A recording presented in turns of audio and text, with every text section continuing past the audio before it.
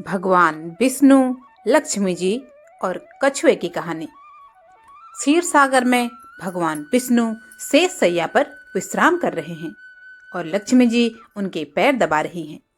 विष्णु जी के एक पैर का अंगूठा शैया से बाहर आ गया और लहरें उससे खिलवाड़ करने लगी। क्षीर सागर के एक कछुए ने इस दृश्य को देखा और मन में यह विचार कर कि यदि भगवान विष्णु के अंगूठे को अपनी जिह्वा से स्पर्श कर लूं तो मेरा मोक्ष हो जाएगा। यह सोचकर उनकी ओर बढ़ा। उसे भगवान विष्णु की ओर आते हुए शेषनाग ने देख लिया और कछुए को भगाने के लिए जोर से फुंफारा। फुंफार सुनकर कछुआ भागकर छुप गया। कुछ समय पश्चात जब शेषनाग जी का ध्यान हट गया तो उसने पुनः प्रयास किया। इस बार लक्ष्मी जी की दृष्टि उस पर पड़ गई और उन्होंने उसे भगा दिया। इस प्रकार उस कछुए ने अनेकों प्रयास किए पर शेषनाग और लक्ष्मी माता के कारण उसे सफलता नहीं मिली। यहाँ तक कि सृष्टि की रचना हो गई और सतयुग बीत जाने के बाद त्रेता युग आ गया। इस मध्य उस कछुए ने अनेक बार अनेक योनियों में जन्म लिया और प्रत्येक जन्म में भगवान की प्राप्ति का प्रयत्न करता रहा। अपने तपोबल से उसने दिव्य दृष्टि प्राप्त कर लिया था। कछुए को पता था कि त्रेता युग में वही क्षीर सागर में शयन करने वाले भगवान विष्णु राम का और वही शेषनाग लक्ष्मण का और वही लक्ष्मी देवी सीता के रूप में अवतरित होंगे तथा वनवास के समय उन्हें गंगा पार उतरने की आवश्यकता पड़ेगी। इसीलिए वह भी केवट बनकर वहां आ गया था। एक युग से भी अधिक काल तक तपस्या करने के कारण उसने प्रभु के सारे मर्म जान लिए थे। इसीलिए उसने राम जी से कहा था कि मैं आपका मर्म भेद जानता हूँ।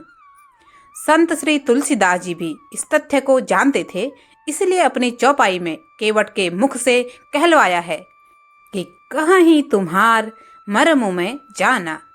केवल इतना ही नहीं, इस बार केवट इस अवसर को किसी भी प्रकार हाथ से जाने नहीं देना चाहते थे।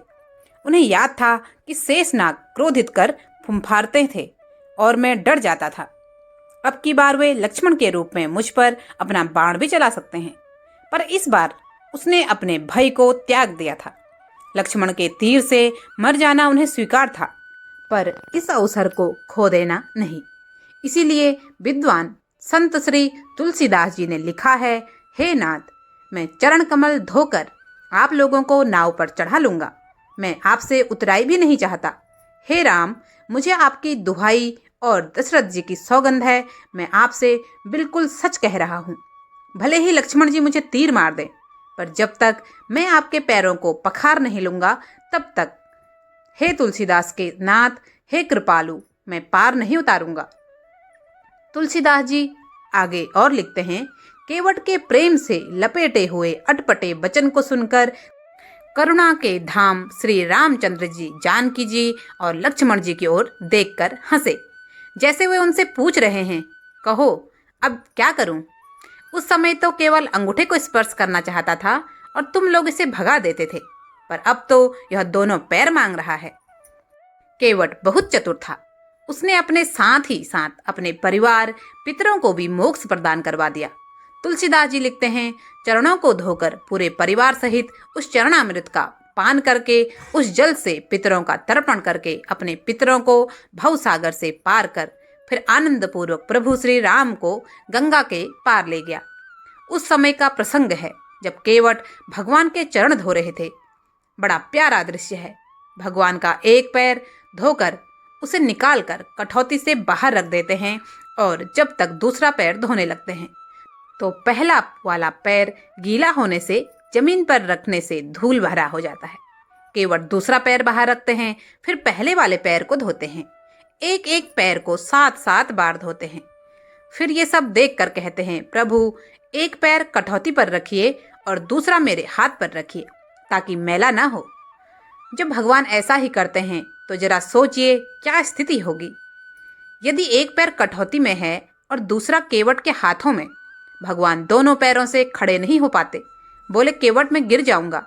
केवट बोला, चिंता क्यों करते हो भगवान, दोनों हाथों को मेरे सिर पर रखकर खड़े हो जाइए, फिर नहीं गिरेंगे।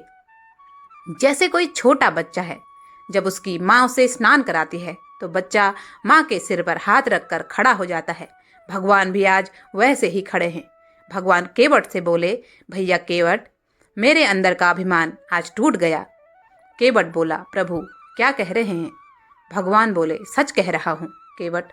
अभी तक मेरे अंदर अभिमान था कि मैं भक्तों को गिरने से बचाता हूँ, पर आज पता चला कि भक्त भी भगवान को गिरने से बचाता है।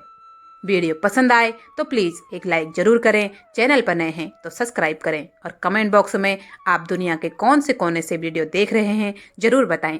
पिछला धन्यवाद जाता है श्री राम मिलन सर। आपका नाम मैं सबसे पहले इसीलिए ले रही हूँ क्योंकि मेरी हर वीडियो में आपके प्यारे प्यारे कमेंट जरूर आते हैं, उसके लिए दिल से धन्यवाद।